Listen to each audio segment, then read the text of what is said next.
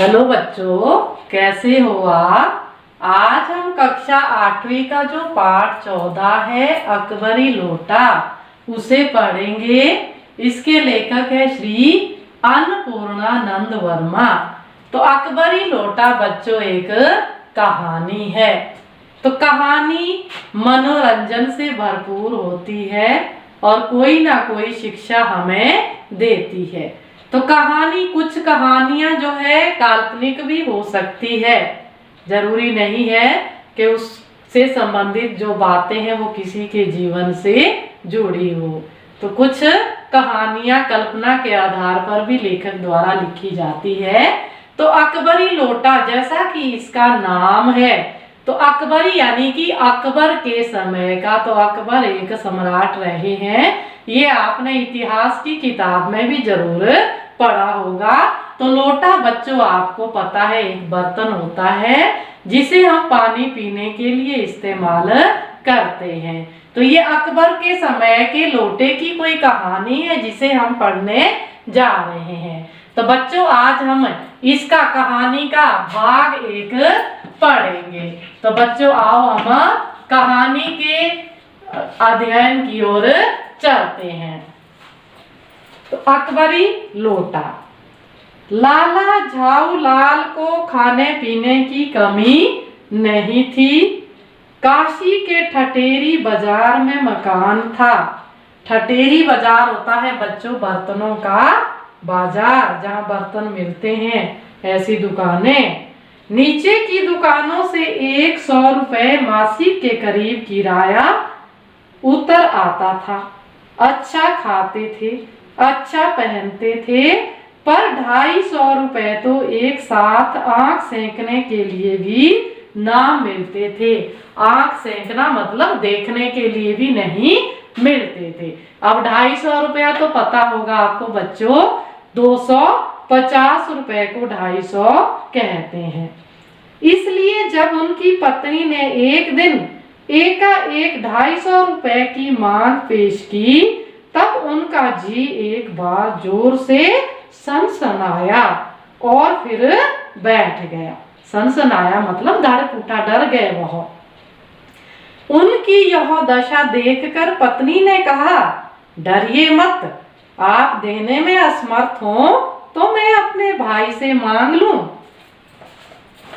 लाला झाऊलाल तिलमिला उठे। तिलमिला उठे मतलब गुस्सा हो गए।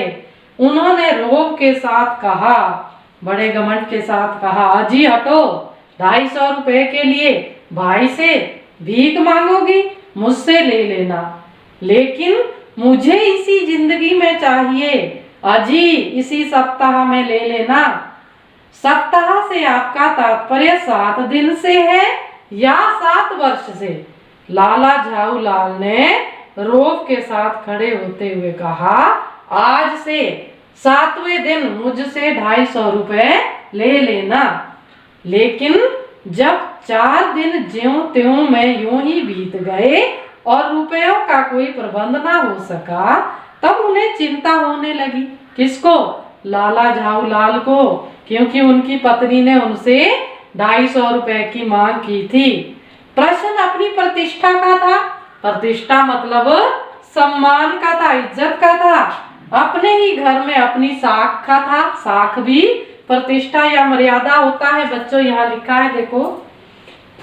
देने का पक्का वादा करके अगर अब दे ना सके तो अपने मन में वह क्या सोचेगी, उसकी नजरों में उसका क्या मूल्य रह जाएगा। अपनी वाहवाही की सैकड़ों गाथाएं सुना चुके हैं। गाथाएं मतलब कहानियां, वाहवाही मतलब प्रशंसा की। अब जो एक काम पड़ा तो चारों खाने चित हो रहे। चारों खाने चित होता है बच्चों मुहावरा, परास्त होना मतलब हार गए। अब बीबी ने उनकी 250 रुपए क्या मांगे कि वो लाला जो झाऊलाल है अपने आप को हारा हुआ महसूस कर रहे हैं। यह पहली बार उसने मुंह खोलकर कुछ रुपयों का सवाल किया था। इस समय अगर दुम दबाकर निकल भागते हैं तो फिर उसे क्या मुंह दिखलाएंगे।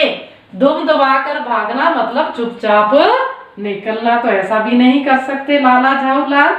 खैर एक दिन और बीता। 5वें दिन घबरा कर उन्होंने पंडित बिलवासी मिश्र को अपनी विपदा सुनाई। विपदा होता है बच्चों मुसीबत, जो उनके ऊपर आफत आई थी वो सुना दी अपने मित्र को। संयोग कुछ ऐसा बिगड़ा था कि बिलवासी जी भी उस समय बिल्कुल सुख थे। सुख मतलब खाली, उनके पास भी उस समय कोई पैसे नहीं थे। उन्होंने कहा मेरे पास हैं तो नहीं, घर में कहीं से मांग जांच कर लाने की कोशिश करूंगा और अगर मिल गया तो कल शाम को तुमसे मकान पर मिलूंगा। वही शाम आज थी, हफ्ते का अंतिम दिन था। कल 250 रुपए या तो गिन देना है या सारी हेकड़ी से हाथ धोना है। यह सच है कि कल रुपया न आने पर उनकी स्त्री उन्हें डामल फांसी ना कर देगी। डामल फांसी होता है बच्चों आजीवन कारावास या फिर देश निकाला जिसको हम कहते हैं। केवल जरा सा हंस देगी, पर वह कैसी हंसी होगी, कल्पना मात्र से झाऊलाल में मरोड़ पैदा हो जाता था। आज शाम को पंडित बिलवासी मिश्र को आना था। यदि ना आए तो ये कौन सोच रहे हैं? झाऊलाल जी सोच रहे हैं। या कहीं रुपए का प्रबंध ना हो सके तो क्या होगा? कहते मैं पत्नी को क्या मुंह दिखाऊंगा। इसी उधेड़ बुन होता है सोच विचार। ये भी बच्चों एक मुहावरा है।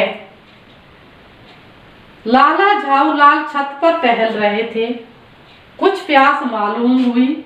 उन्होंने नौकर को आवाज दी। नौकर नहीं था, खुद उनकी पत्नी पानी लेकर आई। वह पानी तो जरूर लाई, पर गिलास लाना भूल गई थी। केवल लोटे में पानी लिए वह प्रकट हुई।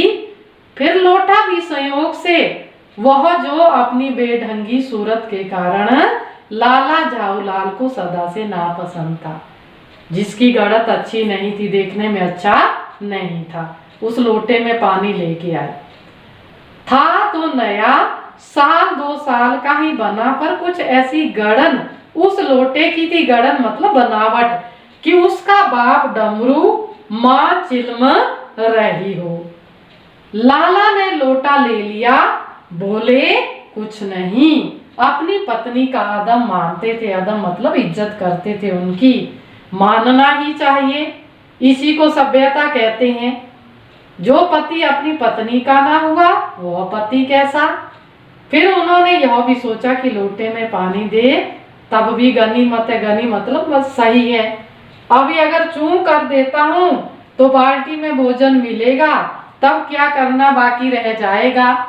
अब अपने ही मन में सोचे जा रहे हैं लाला झाऊलाल कि अगर मैंने लोटे के लिए कुछ कहा तो हो सकता है खाना मुझे बाल्टी में मिले, इसलिए कहते हैं मुझे चुप रहना चाहिए।